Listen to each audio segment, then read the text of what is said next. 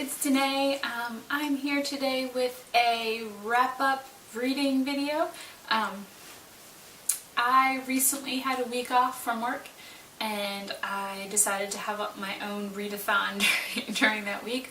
I think I had a list of 4 or 5 books that I wanted to get through, knowing that there was no way that was going to happen. I'm not a super fast reader, but I did manage to get through 3, so I just figured I'd share a little bit about each one.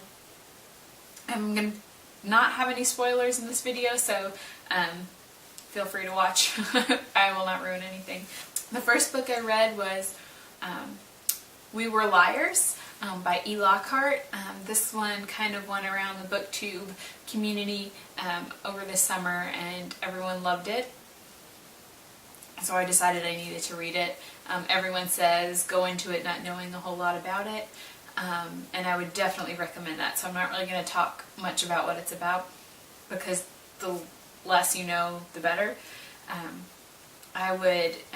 Read the back of the book, but try not to even flip through the pages because I had a couple things ruined because I was just flipping through the pages trying to see when the chapter ended, and I would catch something and it would kind of ruin some of it.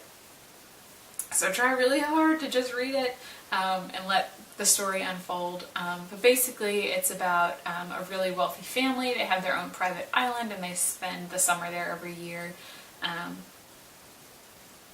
there's an accident one summer and it's just the main character. She's the oldest grandchild of the grandparents who own the island. She's their oldest grandchild and she's just kind of trying to figure out what happened and what caused it and what are the results of it. So yeah, I would definitely recommend it. I would probably give it 92-93% out of 100. Yeah, really good book. I think I read it in 2 days.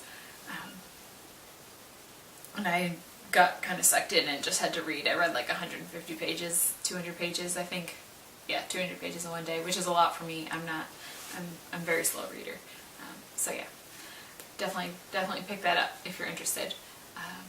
Next book was Cinder by Marissa Meyer, and it is the first in a quartet, I believe. And it is pretty much a mix between fantasy type futuristic with fairy tales, and it's basically a retelling of Cinderella. But it's got some twists. The main character, Cinder, is a cyborg in that which in this book just means that she has what's the word I'm looking for? She has metal parts. She was in an accident and they had to redo her hand and her leg, and so she's got a metal hand. Kind of like joint replacements that we do now, but it's all metal and it's connected to her nervous system, so she can control it with her, by thinking. She doesn't need to do anything. She can just kind of use it as if it's her hand, but it's not. And in this society that cyborgs are kind of looked down upon, and there's also this plague that's going around, and it gets one of her stepsisters, who in this tale she's very close with. So that's really hard for her, and she happens to, among all this, meet the prince, which, Cinderella, of course, she's going to meet the prince. And so it's just kind of their story, and she's trying to save her stepsister and not let the prince find out that she's a cyborg, and I don't know. It just, I can't really spoil too much. It's Cinderella, you kind of know how it ends, but it leads into other stories that bring in other fairy tales. I think Rapunzel is one of them, and I forget. I've looked it up. You can look it up and find out kind of what fairy tale they each are part of. But yeah, I'm really excited to read the other books. I actually already ordered the next book and got it from Barnes & Noble. The next one is called Scarlet. But yeah, I would probably give Cinder a 94%. I've really been into fantasy lately, so I loved that element and how it kind of tied it into the fairy tale and a story that was familiar but made it totally new. And it was still exciting to read, even though you knew the generally where the plot was going. And then the third book I read was Looking for Alaska by John Green. I know, these 3 books totally all over the place in terms of genre and type of story. But that book was so good. I read Looking for Alaska in a day and a half. I read most of it on the plane on the way home from my vacation, and then finished up like the last 50 pages the next day, and it was so good.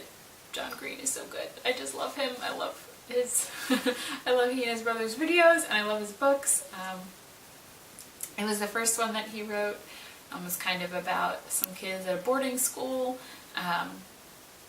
One, his name is Pudge, named so ironically because he's super skinny, just started at this boarding school and kind of came into this group of kids who had already been friends. I think they're juniors. Yeah, I think they're juniors in high school when the book starts, and it just kind of tells the story of their junior year.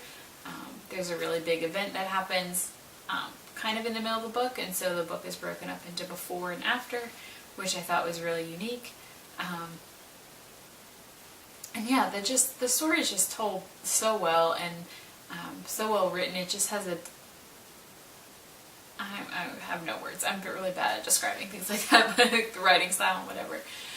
But it's just really good. You kind of really felt, at least I did, I really kind of felt for the characters and felt like I knew them and cared about them and wanted to know what happened. You cared about their relationships. There was a lot of, kind of not so, what's the right word? I want to say not so moral, but maybe that's not right. Like, like they're out smoking on school property and they're not supposed to, and they go out and drink even though they're in high school. So stuff like that's going on. Is kind of, there's a little bit of, sexual talk in it. I mean, it's not super appropriate for young people, but I think it's really well written, and the parts of it that maybe aren't so appropriate are really well done.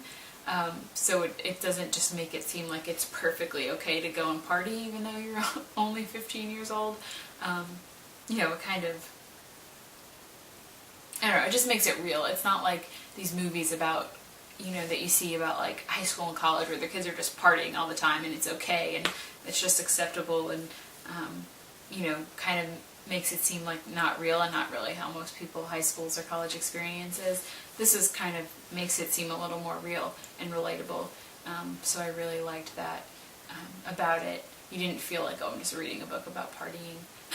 I was a little nervous about reading this one because the last John Green book I read was The Fault in Our Stars, and I loved that. It's probably my favorite book I'd read so far this year, so I was kind of like, am I just going to like build this up so much in my head that it's going to disappoint me? And it didn't. Like, I just loved it. I didn't set too high expectations for myself or for John Green. He definitely met all the expectations I had, so I would definitely recommend that. I would give that a 95%. So yeah, if you like The Fault in Our Stars or like any of John Green's other books, I would recommend that as well. So I hope you enjoyed this little wrap-up of the books I read over vacation. And if you did, be sure to give it a big thumbs up. Let me know what books you've read recently that you would recommend in the comments below. And be sure to subscribe to my channel for more videos, and follow me on social media because I love talking to people on there and seeing what you all are up to. So yeah, all the links will be in the description bar below. So yeah, check them out, and I hope you have a fabulous day. Bye!